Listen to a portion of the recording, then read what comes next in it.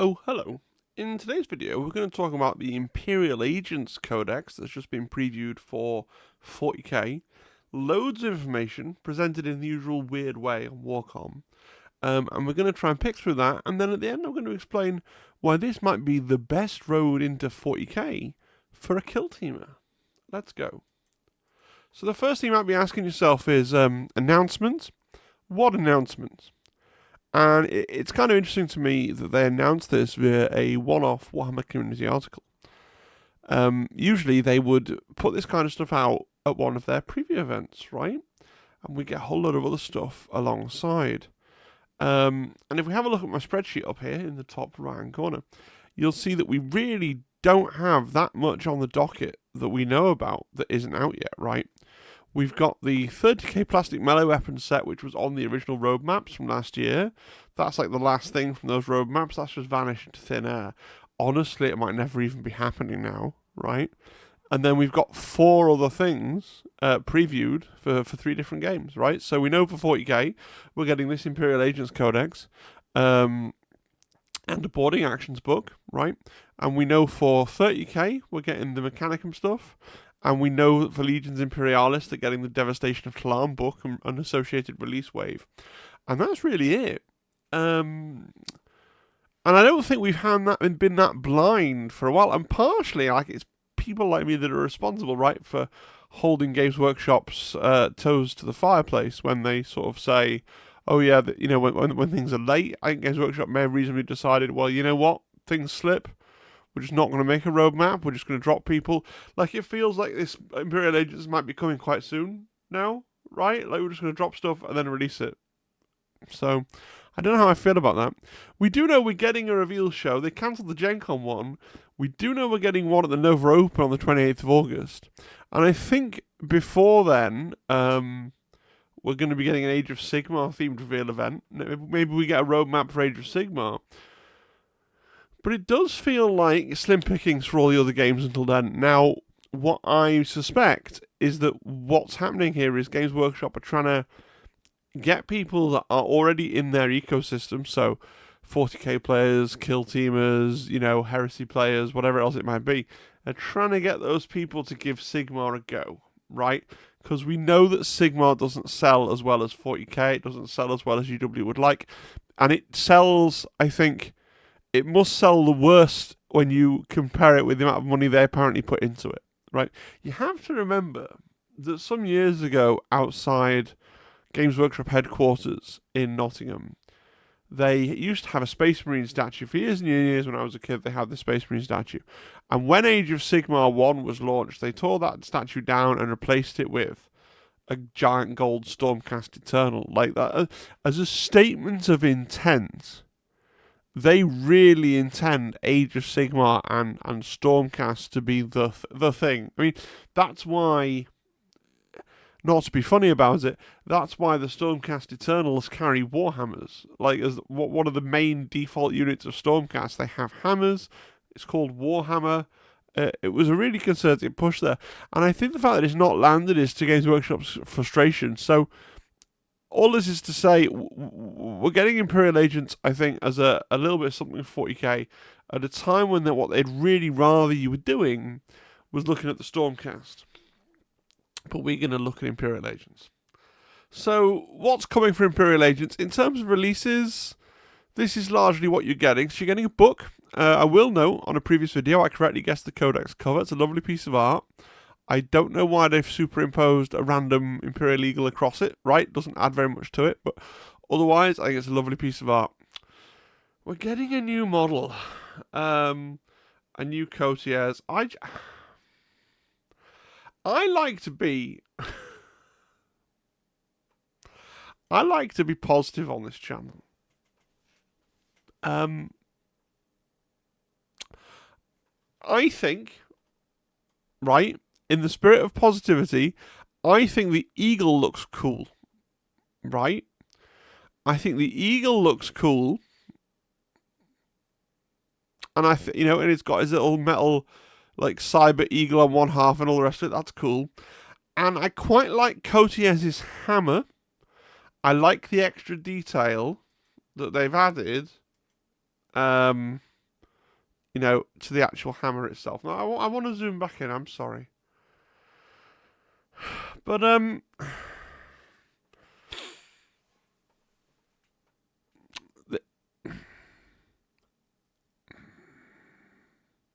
want to be kind. It's like a fat Stormcast. It looks like they got a Stormcast miniature, right? Opened it up in whatever CAD tool they used, right? Messed with the proportions a bit, all right? Stuck some Inquisition symbols onto parts of it, and then went for lunch. I mean, it's horrible. Like, I literally have the metal courtiers. I've got him on a 32mm base. And if I really want to use Inquisitor courtiers, I'm just going to use the metal one, lads. Like, I know he looks a bit poorly proportioned, but it's a much cooler model. It looks like his legs look enormously wide. He looks like he's got some weird high-waisted trousers on that I don't understand. And most importantly, there's no detail on the miniature. Like, if you look, right, where are we? If you look at the Codex cover here, right, you can see, you can see my pointer here, right? You can see you've got all the detail here, the spikes on the kneecap, the skull here, the Inquisitional eye. You've got some pipes going in at the side here, right? You've got the parchment wrapped around the thigh up here, okay? We've got some vials and an hourglass and a book. Again, the spikes here, right? There's some carved like runes in the breastplate here, right? And then the Inquisition thing. It's like someone tried to copy this badly, but they weren't very good at what they were doing. So this really cool 3-dimensional bit here has morphed into a badge on there. Looks a lot like something a Stormcast would have. This symbol on his abdomen has morphed into a belt buckle, right? Because the proportion of his body seems, to me, I'm not an expert, but it seems off, right? The arms are okay, right? I take the arm. I like the little bit of ribbing there. That's fine. Okay. I don't know why we've got. It looks like a dwarf. I don't know why we've got this bandolier that's so. Oh, look, it's sitting really awkward and high up on his chest. You know. I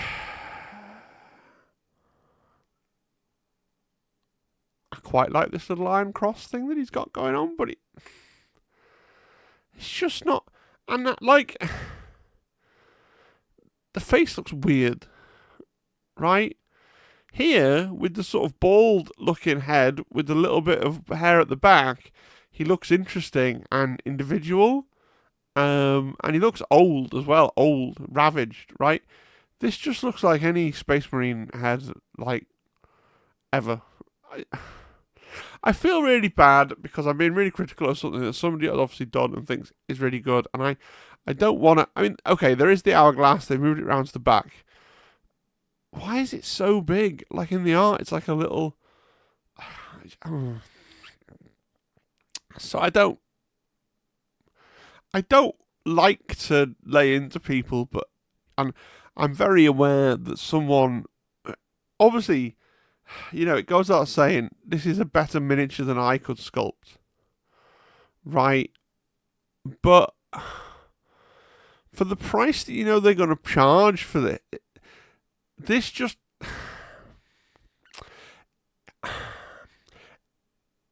This is not consummate with a company that aspires in its investors' report each year to make the best toy soldiers in the world.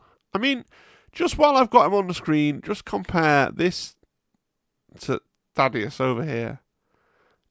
Like, this is such a better model in so many ways, right? Why why couldn't they just either take the classic metal model and just render it in a bigger scale in plastic, or try and copy the classic? I love this. This piece of artwork's awesome. How is it that this looks 40k as all hell, and this just looks like generic space pirate, right? If it didn't have the Inquisition symbol on its stomach, I wouldn't even peg that as a 40k miniature. I would have that pegged off as some kind of knockoff third-party space adventurer in power armor type, right? Like, it just looks... Weirdly, these purity seals are rendered quite nicely. They look quite good. I really don't care for the miniature. So I hope in the rule, like, I'm sure in the rules the eagle will do something and you'll need an eagle, right? But I actually really would rather use the metal one. And I don't think I've ever said anything critical about a Games Workshop sculpt. Like, I defended and thought it was cool the Mechanicum guy with the really long legs. I think that's kind of awesome. And I applaud them when they take risks and they do things that are a bit outside the box. But this isn't that, right? This isn't like with the long-legged Mechanicum guy. A lot of people didn't like the long-legged Mechanicum guy. I understand, but you could at least sort of say, I thought it was quite cool. But you could at least sort of say about it, oh yeah, it's a swing and a miss, right? You could see that they were trying to do something cool, interesting, and novel, and they kind of just maybe for some people miss. This doesn't even seem like a swing and a miss. Doesn't seem like they've tried to. You know, the pose is pretty generic. Like, there's an old metal space marine, like Master of the Watch, I think he is, that's resting his hand on the pommel of his hammer, I think, in the same way. I think there's Stormcast that are doing. Like, it doesn't do anything cool. The eagle's interesting, for sure, but the miniature itself isn't even interesting.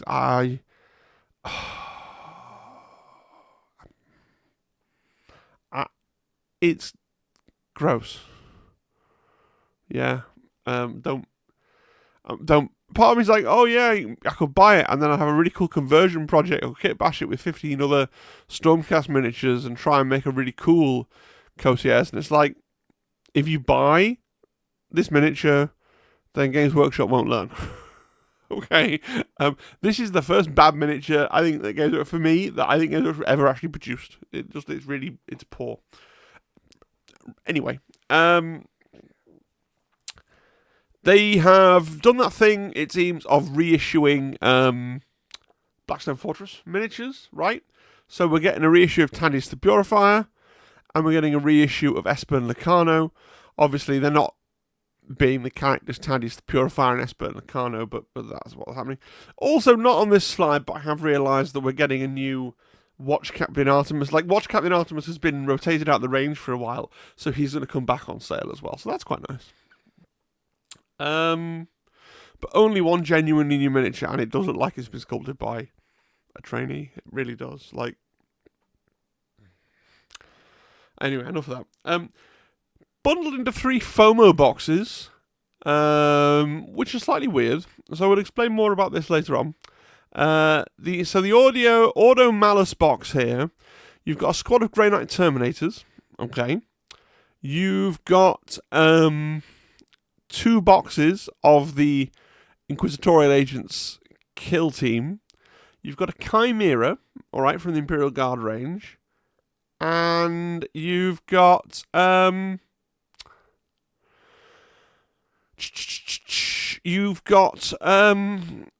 Pius Vaughn, right? You've got Pius Vaughn, and you've got the assassin, all right? So you got all those things, okay? And then, now this definitely raises some interesting thoughts, right? So they've added in a mechanic for essentially Grey Knight Terminators, Battle Sister squads, the basic troop squads. The Battle Sisters Rhino and the Immolator appear in this codex as units in this codex. And yes, you can also ally them in. We'll get into that in a bit. So this is your one squad of Grey Knight Terminators. You got your two kill team boxes. You got your Calexus, no, it's the psychic one, the anti-psychic assassin. You got your Chimera Pious Vaughan and your horrible new character, okay? And then over here in the Hereticus one, you can see the same thing, in that you've got a squad of Battle Sisters, so 10 Sisters, an Immolator to split them in half. You got 10 Arbites, 5, so one squad, one box of Imperial Henchmen, right? Thaddeus the Purifier, so the other sculpt for a Preacher, okay? And of course, your, what's the name? The Ordo Hereticus named character, Inquisitor. The name's just gone from my head. I own a copy as well. From, you know, the end times. Yeah, someone's shouting at the screen, that's fine. And then over here in the Xenos box, we've got again, so this time we've got the named Ordo Xenos Inquisitor. And we've again got one box of the Inquisitor Henchman. We've got a Rogue Trader kill team, okay. And then we've got Espen Lacano. We've got a box of the Deathwatch Veterans and the Deathwatch Flyer. Now, these are interesting boxes. So you'll notice that each box has a new-ish model in, right? So the Ordo Hereticus box is the first place you're going to be able to pick up Thaddeus the Purifier by himself. The Ordo Xenos box is the first place you're going to pick up Espen Lacano by himself. And the Ordo Malleus box is the first place you're going to be able to pick up, what's his name? Cotiers by himself. Sorry, my brain's all over the place today. Now, some of these are interesting boxes. So, for example, the Ordo Xenos box has, an entire Star Striders kill team. If you play kill team and you wanted a Star Striders kill team, you got a Star Striders kill team. You half an Imperial, you got half an Inquisition kill team, and then you could have your Compendium Deathwatch if you wanted them, right? And it's and a Flyer, which you didn't want. And it's the same with the Hereticus, right? You've got the entire Arbites kill team in there and half an Inquisition kill team, right? And then in the Malleus box, you've got both halves of the Inquisition kill team. So a lot of recycled kill team miniatures. So I guess for those of us who may have bought all the kill team stuff going through, not such valuable propositions, these boxes. They are interesting, and I can also see how you might buy these. If you play, if you were collecting Sisters of Battle, I can see you might buy the Ordo Hereticus box to get an extra squad if you didn't already have enough, an extra Immolator, because Immolators are great, right? And then also some Arbites, really thematic. The old Witchers Codex used to have like a little box art rules that was like, oh, you can take Inquisitor Stormtroopers with shotguns and use Arbites models, because Arbites work with the Ordo Hereticus all the time. So I do think they're cool in thematic boxes. I'm not going to rush out to buy any of them because basically I own all the models in all of these boxes, right? Because I love the Imperium. The only things I don't have Deathwatch and the Corvus Blackstar. Might pick up some Deathwatch, more on that in a minute. And I obviously don't have the new Cotiers, but I've got the old Cotiers, who's better. Try and make things a bit clearer. Let's look at our likely units. So this is what's going to be in the Codex and what's not going to be in the Codex as far as I can tell. So plastic kits from the Index. Now here's where I remember all the names. We got Lord Inquisitor Charadraxus, Inquisitor Cotiers, Inquisitor Greyfax. So those are your 3 named characters, 1 for each Ordo. You got the 4 assassins, the Vindicare, Lexus, Eversaur, and Caldus, right? Then we got our kill team kits. So Rogue Trader Entourage, right? And the Voidsman at Arms, which is basically the 2 halves of the Euclidean Star Striders kill team, right? So the Rogue Trader Entourage is the characters, and the Voidsman at Arms is this sort of other half of generic Voidsman. You got the Imperial Navy Breachers kill team, right? The Subductor Squad, the Exaction Squad, and the Vigilant Squad are all different loadouts for the Arbites kill team. From memory, the Subductor Squad is the shields, right? So 10 with shields. The Exaction Squad is all the characters that we'd use in kill team, and the Vigilant Squad is 10 with shotguns. And then you've got the Inquisitorial Henchman, okay? And it also, because they showed a picture of him in the article, seems likely that we're keeping a Finecast miniature. I think we're keeping the generic Finecast Inquisitor with the kind of Witch Hunter General looking one with the big pilgrim hat with the buckle on, right? Now that's not unheard of. The odd Finecast miniature does seem to be surviving, so like when Necrons got their Codex, for example, one of their characters, Trace in the Infinite, survived even though he didn't get a new model, and then that keeps happening. Occasionally they'll pick on a random finecast thing and actually say you can survive, but I don't expect the other finecast options to survive. So I think Inquisitor Kazimov on his sort of Dreadnought Throne of Judgment thing is probably gone. Eisenhorn is probably gone, and then a couple of things that really only survived in the Index as war gear options. In 40k, you could take Jakero and Demon Hosts inside your Inquisitorial Henchman squad for an additional points cost in a game where generally there aren't additional points costs. So that they'll probably go as well, right, I would say. And then we've added some new data sheets, right? So we've added Priests and Navigators, and also the Chimera and the Rhino. We'll talk more about that in a minute, okay? And for the Death Watch, we're adding in to the... So we're adding, in terms of looking at this, in terms of the Inquisitorial Agents Index, right? We're adding in the Death Watch Veterans, the Watchmaster, the Corvus Blackstar, and Watch Captain Artemis. But if you're a Death Watch player, or if you care about the mental well-being of Death Watch players, if you care about the Death Watch player in your life, you may be interested to know that they've lost Kill Team Cassius, the Death Watch Terminators, the Veteran Bike Squad, Proteus Kill Team, the Fortis Kill Team, the Indomitor Kill Team, and the Spectres Kill Team. And we'll talk more about that in a second as well, right? Because there's a lot of nuance to that, right? And then finally, for our final column, they've added in these requisitioned units. So within your Inquisitorial Agents list, you can take the Grey Knight Terminator Squad, the Basic Battle Sister Squad, the Battle Sister Immolator, and the Battle Sister Rhino. So let's look at some of these interesting things in turn. The first one to talk about is that we're getting some new transports. So the Chimera we've seen in one of the FOMO boxes. It's also in the video. The Rhino we've only seen like it's on the Warhammer community front page in the article. They show an Inquisitorial Rhino. Not in the article itself, but on the banner that advertises the article. So it looks like Imperial agents are getting some dedicated transports, which is pretty cool. They lacked dedicated transports in their index, and they could only get in a transport. So if an Inquisitor joined like a Battle Sister squad, and the Battle Sister squad had a Rhino, the Inquisitor could get into the Rhino. But what you couldn't do is if you took an Inquisitor with like a squad of Arbites in a Battle Sisters army, you couldn't get them into a Battle Sisters Rhino. You couldn't really sort that out for them. So now they can have their own dedicated transports they can deploy in, which is pretty cool.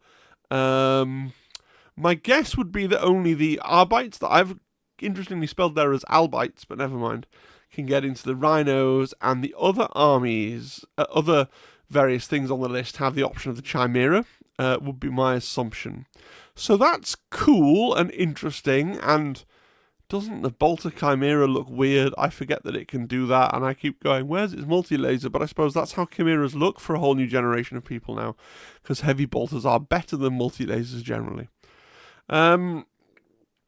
Let's talk about the weird survival of the generic Inquisitor. So here's a little picture they gave in the article. It made me think, oh, he's not going away. He's going to hang out, which is kind of cool. So they couldn't really do an Agents Codex without a generic Inquisitor. I thought, when we thought this was going to be a slightly bigger release, I thought it would be a kit they would obviously do. I guess they'll get round to it next time. They have already released a really cool plastic Inquisitor model in the form of Inquisitor Erasmus Cartelavonus down there. Now, if you've picked up that model, hopefully the rules are vague enough. Like, he's got a sword, the same as the official model, and he could have a pistol in a holster.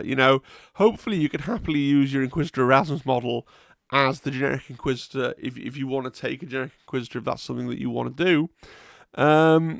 To be honest, from what we see here, though, his rules don't look great, right? So he gives the unit he can join a 6 vulnerable save, and he has the power of Rosette, which is when you target your unit with a stratagem on a 3-up, you gain 1 CP.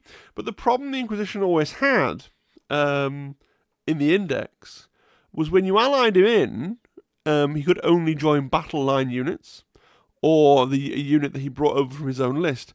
And the problem is, unless they make them much better, like Arbites, Navy Breachers, Inquisitorial Henchmen, all these things are basically cheap but pretty bad, and you don't want to spend points on a character that just buffs that squad. And if you could take an Inquisitor and put it in a more elite unit in an allied Imperial army, that might be interesting.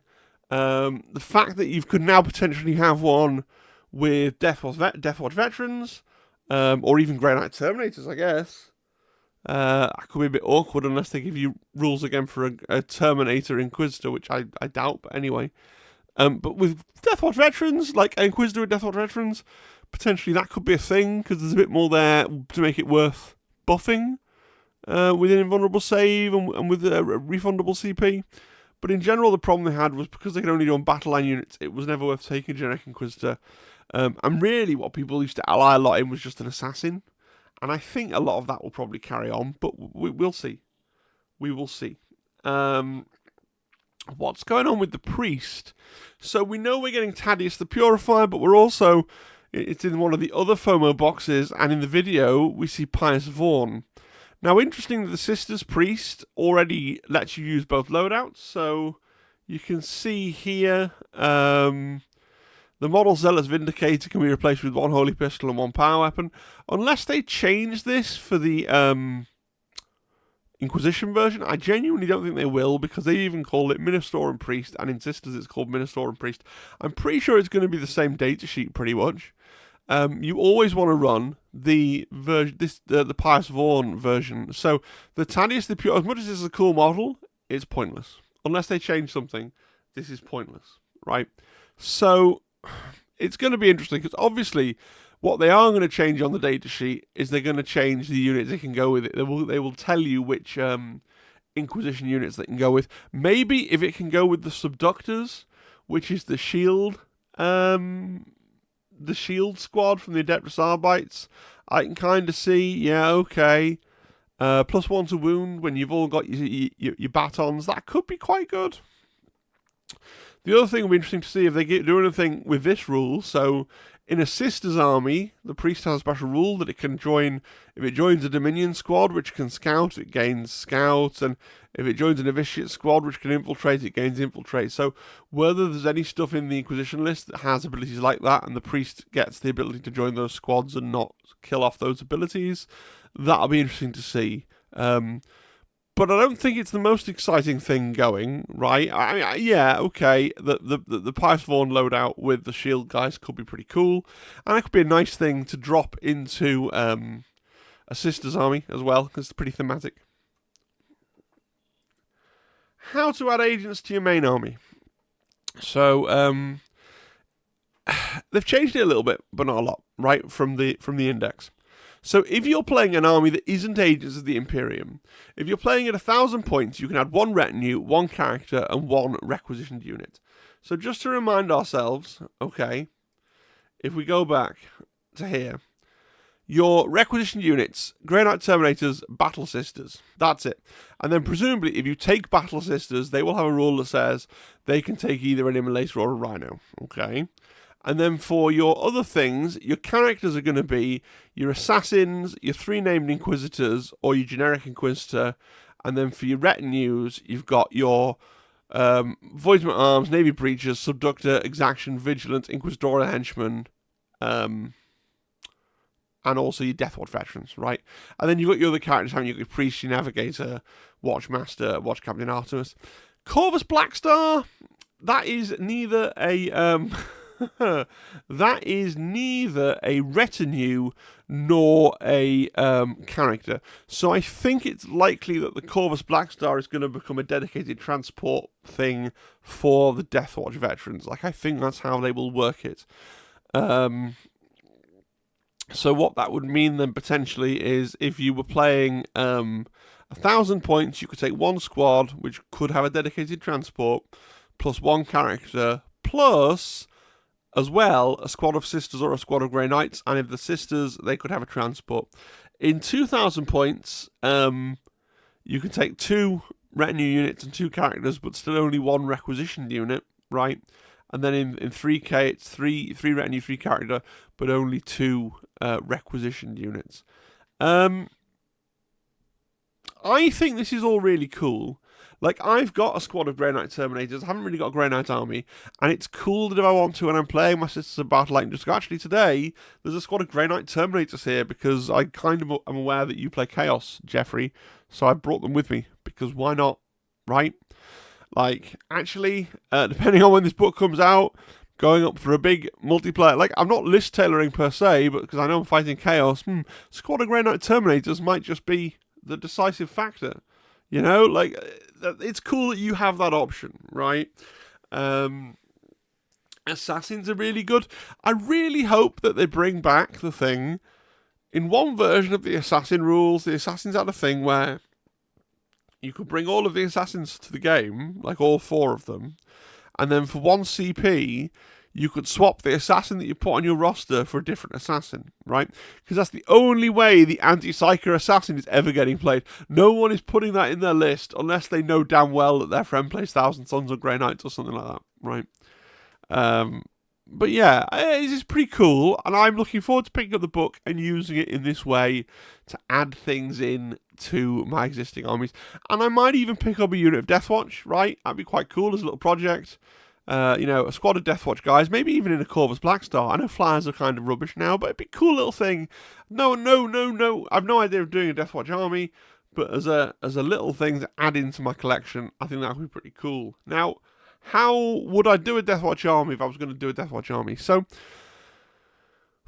it's not great. Right, let's read what they've said. They've said, those familiar with the current rules recognise the assigned agents army rule, which we've just covered, which allows a certain number of units from the book to be added to other Imperium armies.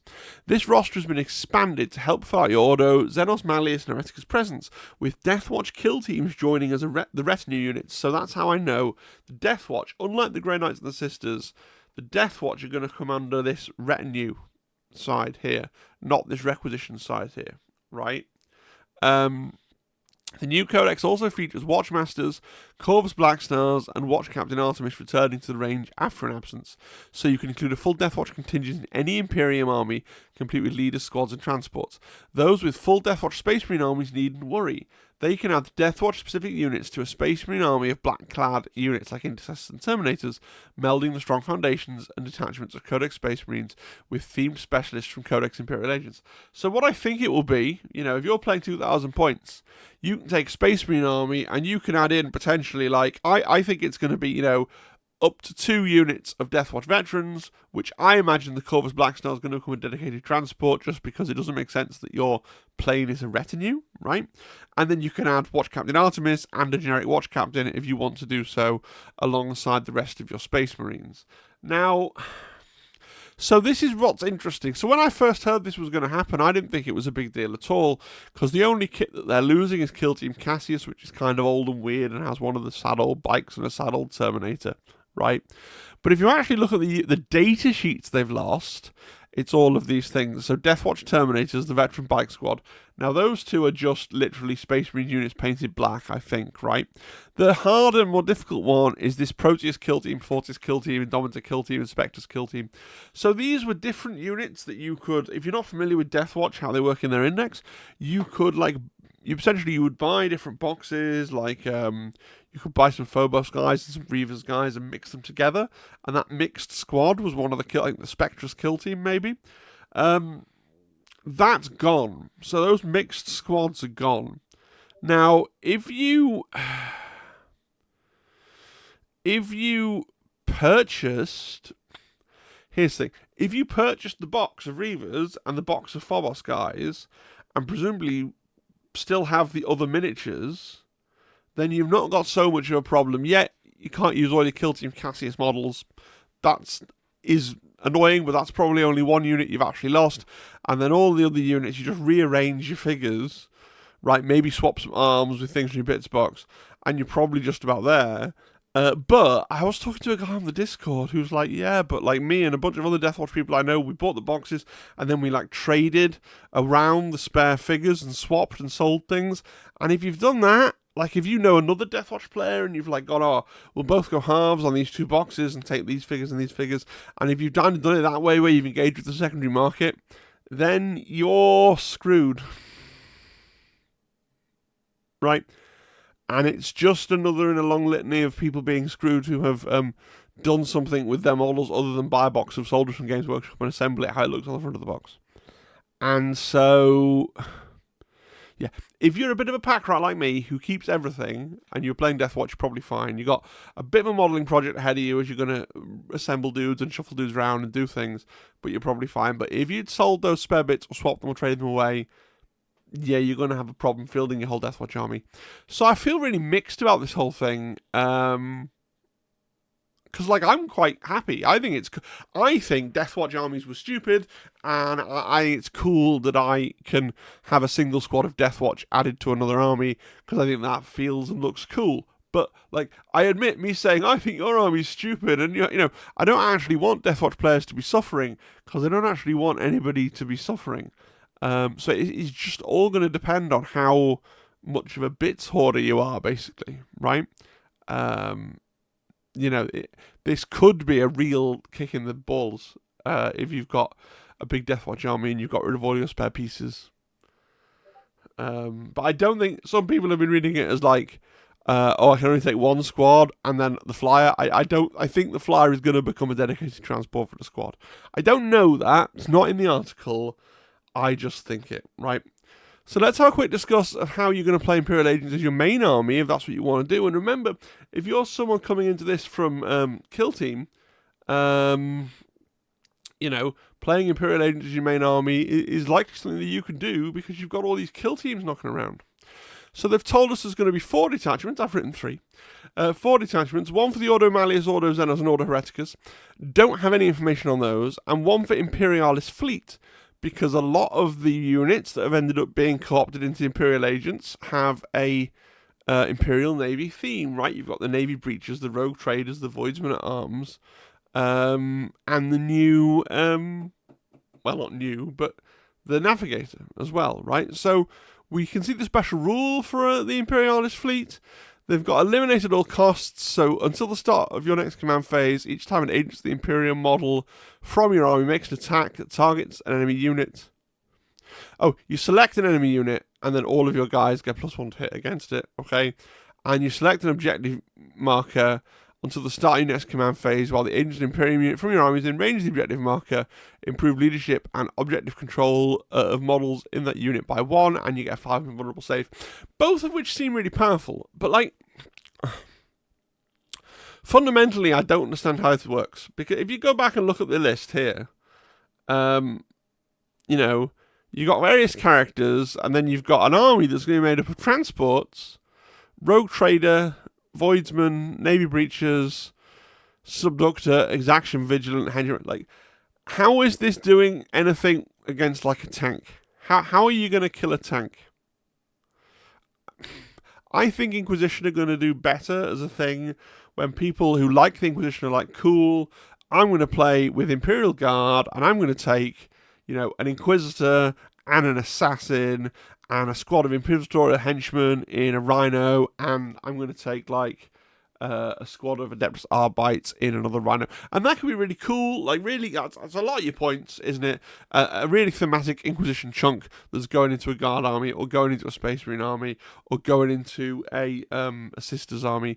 And if you're a power gamer, and you're playing to, like, make a lean army list that wins games and has effective units, then I think my hypothesis is going to be, you're going to buy the book, and you're going to go, cool, now I will choose to take a Vindicare, an Eversort, a Calexus, whatever it was, in my army, and I probably won't bother with too much of the other stuff. I could be wrong, something else could emerge that's really powerful. I think even if you really love the Inquisition and you want to play it as a fluffy army, my feeling is, totally haven't seen any of the data sheets, they could all be really broken. I mean, it's possible they give, like, the Imperial Navy, like, spend a command point, and then just like in Kill Team, you got the off-board artillery comes in to blow up the enemy's Imperial Knight or whatever, but I just don't see how they have the depth to work as a whole army. Hopefully I'll be pleasantly surprised, and all will be revealed when the Codex comes out. I'm excited, I'm going to pick up the book, but mainly thinking of them as allied forces. And largely I'm going to pick up the book because, hey, I already own most of the models we're talking about here. Because I love buying and painting Imperial stuff, right? Those shouldn't be there. One last rumour. It's likely that we're going to see a combat patrol for this faction, which is yet to be revealed, right? But we have had rumours as what's in the combat patrol that it's going to be an Eversor assassin, an inquisitorial agent kill team, a preacher, which could be Thaddeus or Pius. I think it's likely to be Thaddeus because he'll be thematically, he'll be the leader, and he looks more important and leaderly.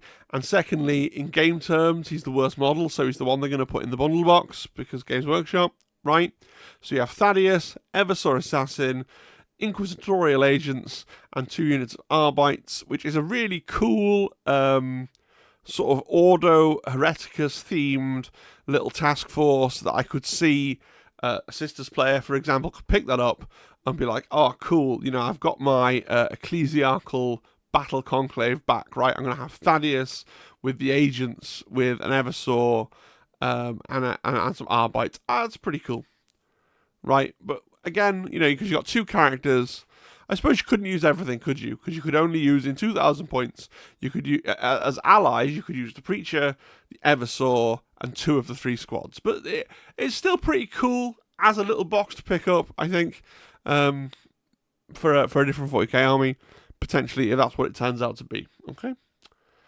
And I'm sure for Combat Patrol, you'll be directed to build the Arbites as 2 different squads, right? Like one with shields and one with shotguns, for example.